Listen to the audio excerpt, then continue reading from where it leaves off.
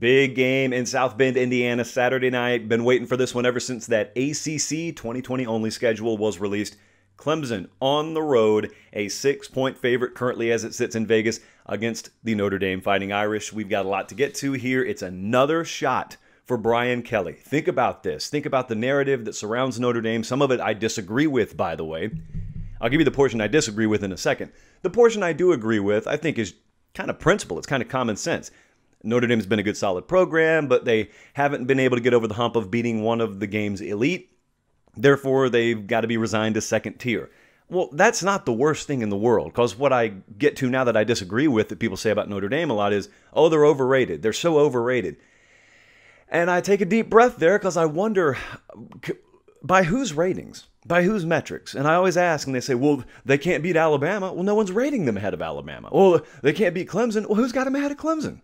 By the way, they get a shot this weekend, but be that as it may, even if they lose Saturday, who's rating them ahead of Clemson? Who's rating them ahead of Ohio State? I don't see anyone doing that. So if you find someone who's telling me Notre Dame's the second best team in the country, yeah, I may go along with you. But from what I can tell, people like me and others look at that top tier and say, yeah, those teams, those programs may be on a different level. Outside of that, when you get to the second tier, I don't know very many programs or teams that are ahead of Notre Dame right now. So it's a really good shot, nevertheless, for Brian Kelly Saturday. Even without Trevor Lawrence, I think one of the more underappreciated aspects of this, if Notre Dame were to win, would be what it does for the perception of Brian Kelly. Now, I know you maybe have some outliers who say, well, he couldn't beat someone with their number one quarterback. Whatever. You could argue Clemson still has a quarterback edge in this game Saturday. We'll get into that in just a second. How much weight does the result of this game carry? That's the question we won't really have answered. It'll be irrelevant if Clemson wins. If Clemson loses, still pronouncing that Z for some reason. If Clemson loses, I am of the opinion that if they were to take care of business the rest of the way with Trevor Lawrence back, and if they lose a close game Saturday, tough to see Notre Dame blowing them out. So if they win a close game Saturday, I'm of the opinion, whether I would agree with it or not, that the committee is still going to give them strong consideration. And the committee, the reason I think that, would probably do something that I don't think a committee has any business doing, which is guessing how a game would have gone if a player would have played. So let's get into this. Biggest question, we always go this route when we're looking potentially at an upset. We ask, can the upset happen? Of course, Notre Dame could beat Clemson. So how would that happen? That's our formula. That's how we do our game breakdowns. Well, it's obvious to me. If you're Brian Kelly, I mean, you got to make someone not named Travis Etienne beat you. They're capable of it, but you let the chips fall where they may. You know, you tip your cap if they do it at that point. But you got to make someone else beat you. Etienne, I think you could argue, is the most important college football player in America Saturday. You can make arguments for a number of other people. Listen, I'm telling you the reason why I say Etienne, not just in this game, but maybe in the entire country, is because this is a big game. It's going to have a ripple effect throughout the entire country, and he's the best football player on the field Saturday. How many touches versus how many targets, I guess? How many targets may even be the better question. How many targets would he get? If you were to talk to Clemson folks, people who cover the program, fans, those of you who watch every game, how many touches would you expect? Etienne, in a big game for Notre Dame, I think you would float somewhere between like the 18 to 24 touch range, and that's big time. That's talking rushing and receiving. So I wonder, I mean, it's not going to be on the low end. I wonder how much on the high end that could skew. Last week, I mean, he bailed them out, and he's bailed them out before. He had 84 rushing yards, I think 135 or 140 through the air against Boston College. You could see some kind of scenario, especially if Notre Dame does a pretty good job against Amari Rodgers. You could see a scenario where you're watching the game midway through the third quarter, it's tight, it's 20-17 either way, and you're saying, man, best running back on this field is Etienne. Best receiver on this field is Etienne. You could say that. That's the kind of football player he is. Having said that, though, this Notre Dame defense is very good. And we have seen many, many times, like if you want to commit to stopping the run, you can limit a running back. What do you do it at the expense of? That's the reason you don't see it done a whole lot, at least to that degree. But maybe the equation's different with Clark Lee when he looks at this Clemson offense because of what I'm about to get into, which is my biggest concern with Clemson in this game and maybe kind of moving forward. I think a lot's going to be made, rightfully so, about DJ Uiagalelei getting his first start, and you're going to hear true freshman quarterback, inexperienced, on the road. You're going to hear a lot of this stuff kind of hyperbolically thrown around, and it's not that it's not true, but it doesn't really have such a granular, tangible impact on a game as specifics. So what specifically are we talking about there? Because true freshmen win games all the time. Senior quarterbacks lose games all the time. So what are we talking about here? Well, I'll give you my concern with Clemson. If they were to have the bailout theory in play and bailout pieces in play, it'd be a little bit less of a concern. And that would be basically a receiver core the likes of which Clemson's had over the past 4 or 5 years. Well, they don't have that there. And the bailout is 3rd and 9, 3rd and 12, a critical amount of 3rd and longs where you can afford, and you know as an offensive play caller or as a quarterback in improv settings, you know you can afford to either call a play or make a throw where it's in normal conditions, not even a 50-50, like a 30-70 ball, but yet your talented receivers turn it into a 70-30, 80-20 proposition on your end.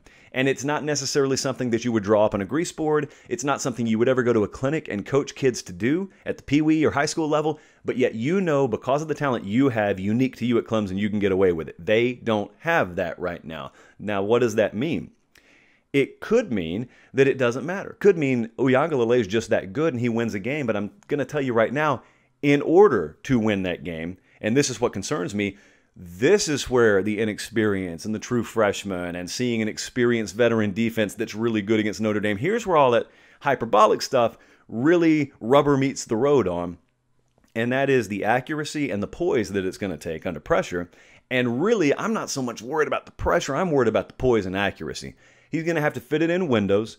He's going to have to hit receivers in stride, and he's going to have to do it consistently. All it takes is 1 or 2 batted balls in the air to fall in the arms of a defender, and that could swing a game like this. So if the bailout options aren't there to the degree they normally aren't, I don't believe they will be, and if you've done at least somewhat of a decent job of limiting Travis Etienne and you're getting Clemson into a critical amount of 3rd and longs, that's a really big deal for Notre Dame. That's where you're looking to, if not steal possessions, flip field position, and this is one of those games where it's actually going to matter, by the way.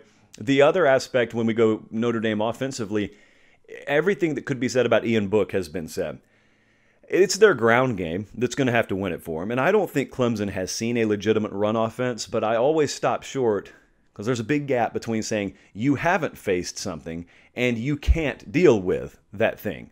Like if the Patriots were to play I'm in Columbus, Georgia right now. I'm in Harris County right now. So if the New England Patriots or the Chiefs, let's say the Chiefs were to descend into Harris County Pee Wee Football League tomorrow, well, they wouldn't have faced an NFL team. They'll go the host schedule. They wouldn't have faced an NFL team. It wouldn't mean they're incapable of playing against NFL teams. They just wouldn't have faced them. So Clemson may not have faced a legitimate rushing attack. For all we know, they're equipped to deal with it. But I sure do want to find out. And I think if you're Tommy Rees, sure do want to find out. One of the biggest potential opportunities Saturday is for Tommy Rees, who won't even play it down. He's the offensive coordinator for Notre Dame. And you're talking about a perceived mismatch. Him versus Brent Venables, who's been around for 100 years and is widely regarded, including in this circle, as the best defensive coordinator in the country. Think about what you could do here. If you're Notre Dame with the run game, think about what you could do. If you're just staying on schedule, okay, I'm not asking Ian Book and Tommy Rees to dial up Ian Book to have the game of his life. I'm just asking for him to make enough throws. Screen game, I think, will be very effective here if there is a portion of this offense that is. But staying on schedule, and that doesn't mean tilting the field heavily in your favor. I mean the difference between maybe going 8 of 14 on 3rd down versus 5 of 14. That's the kind of difference in this game. You're not looking at some wild swing. You're probably not getting to the 4th quarter saying, oh my goodness, Notre Dame's done something I could never have envisioned in 100 lifetimes. Just little incremental differences in various portions of this box score could make the difference. And the other difference as we work around to the game capsule and prediction here, uncomfortability. That's the key. How many areas can you make them feel that? One of them would be what I just talked about. If Notre Dame is able early on to start controlling the line of scrimmage, which they have the offensive line to do, and there could be some vulnerabilities in that Clemson defense that maybe have been on display if you have picked through the film with a fine-tooth comb, but since they haven't lost a game no one's really focused on, they got a lot of talent. It's young in their front. I don't know that necessarily you're going to stress their secondary either way, but maybe you find some mismatches there at tight end, for example, and it's just a few extra move the chain, new set of downs type deals where you could flip that field position, you could flip time of possession. Some people value it more than others. But total plays, how uncomfortable can you make Clemson when you're midway through the third quarter? What if you've run 50 plays to their 31? What if time of possession is 2-1? What if they realize, here's why TOP is important to me, because it's kind of synonymous with limiting the opponent's possessions in a lot of cases. In a game like this, this is not a game where, Clemson's probably scoring a lot in 3-play drives. LSU used to do that last year. Like, they would have time of possession against them, total plays against them. It didn't matter because they were so explosive. I don't think Clemson's offense is going to be as explosive here. So I think those kind of factors matter. All right, no, Colin, let's dial up the capsule here, and let's show you what Vegas thinks. Let's show you what we think. Again, we generate our own in-house line, and we simulate the games ourselves, independent of Vegas and anything else. We like to show ours versus Vegas. So Vegas currently, the line there, Clemson -6. We have it kind of a little bit shorter than that. We've got Clemson -5.